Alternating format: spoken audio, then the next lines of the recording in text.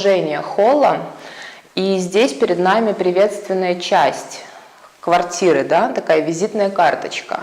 То есть это вот эта синяя стена с консолью, с картиной. Синяя стена задает тон интерьеру, то есть дальше синий цвет проходит через весь интерьер и является тоже акцентным цветом.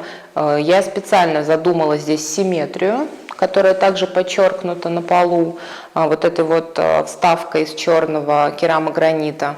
То есть симметрия, она всегда как бы задает стабильность интерьеру и четкость. Таким образом, холл у нас состоит из входной части и основной.